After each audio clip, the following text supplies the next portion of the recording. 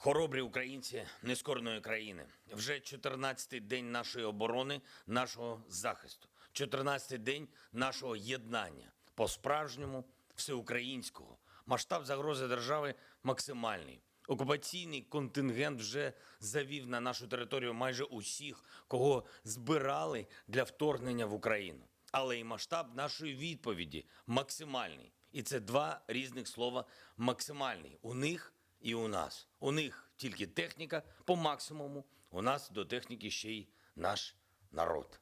На висоті. У них тільки накази, наступи, вбивати, знущатись, а у нас ще реальне бажання мільйонів українців перемогти, захиститись, очистити свою державу. І на оновленій землі врага не буде супостата, і буде син, і буде мати, і будуть люди на землі.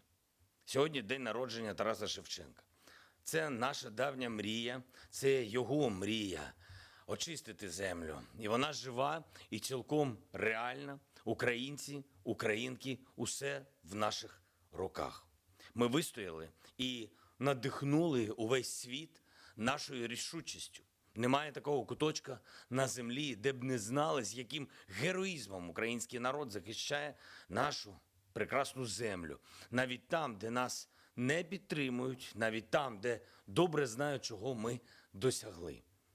І відчувають, чого ми ще досягнемо, якщо збережемо країну, якщо збережемо єдність, національну силу, якщо будемо і надалі відповідати мудро і сміливо на активність ворога, який може зруйнувати стіни, наші будинки, стіни наших шкіл, наших церков, може розбити українські підприємства, але ніколи не добереться до нашої душі, до нашого серця, до нашого уміння жити вільно і боротись сміливо. Наші військові, наші тероборонівці змогли поповнити арсенал нашої техніки за рахунок багатьох трофеїв, які взяли на полі бою. Танки ворога, бронемашини, боєприпаси тепер працюватимуть на нашу оборону, на наше життя, на нашу країну. Що може бути більш принизливе для окупантів? Ми будемо бити ворога його ж зброєю.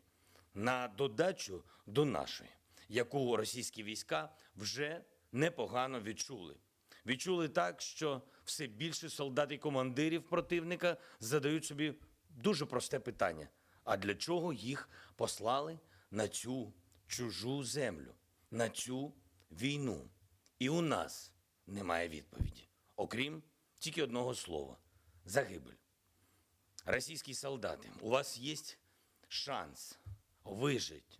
Почти 2 недели нашего сопротивления показали вам, что мы не сдадимся, потому что это наш дом, это наши семьи и дети.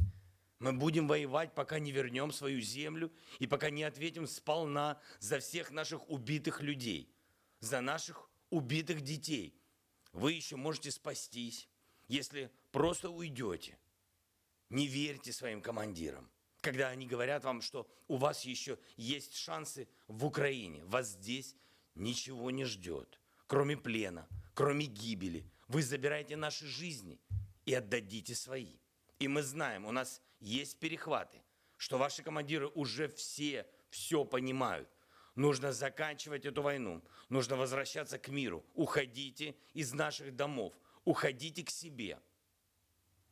14 днів повномасштабної, жорстокої війни, терору проти нашого народу, руйнація міст, блокада цілих районів, постійне бомбардування, 14 днів відсутності життєво необхідного рішення, не нашого рішення. Ми б ухвалили такі рішення за години, якщо було б треба допомогти нашим друзям. Україна з першого дня російського вторгнення повторює партнерам: якщо ви не закриєте небо, ви будете також відповідальні за цю катастрофу, масштабну гуманітарну катастрофу. Росія використовує ракети, авіацію, гвинтокрили проти нас, проти цивільних людей, проти наших міст, проти нашої інфраструктури. Це гуманітарний обов'язок світу реагувати, але рішення немає. Ми вдячні Польщі за альтернативу, за готовність надати Україні бойові літаки. Питання в логістиці.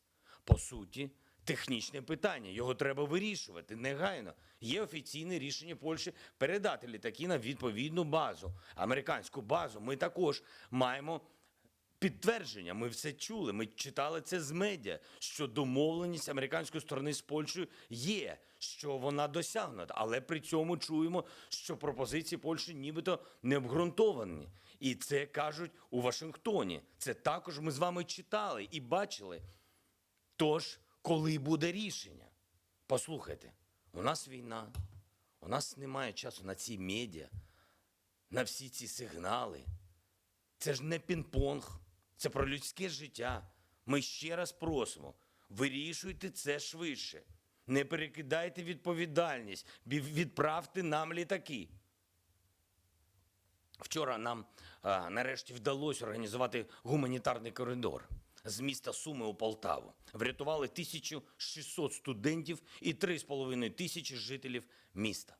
Продовжується евакуація людей з міст і містечок Київської області. З Димира, Ворзеля, Ірпеня вивезли вже більше 18 тисяч людей. Сьогодні зробимо все для продовження роботи гуманітарних коридорів. Суми, Полтава, Ізюм, Лозова, Енергодар, Запоріжжя, Маріуполь, Запоріжжя, Ворзель, Буча, Бородянка, Гостомель до Києва. Наші урядовці над цим працюють.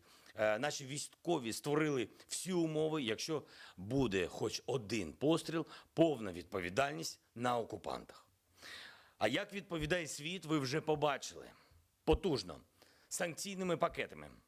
А вранці говорив з прем'єр-міністром Канади Джастіном Трюдо. Маємо повне розуміння, повну підтримку. Вночі повернулася наша делегація з Білорусі, з переговорів. Заслухаю їх доповідь.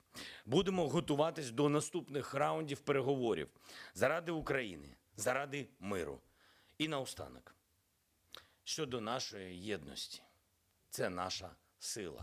Такої потрібної саме у цей час. Ми отримуємо багато вже сигналів про те, що дехто в Україні вирішив, що може вже не боротися разом з усіма.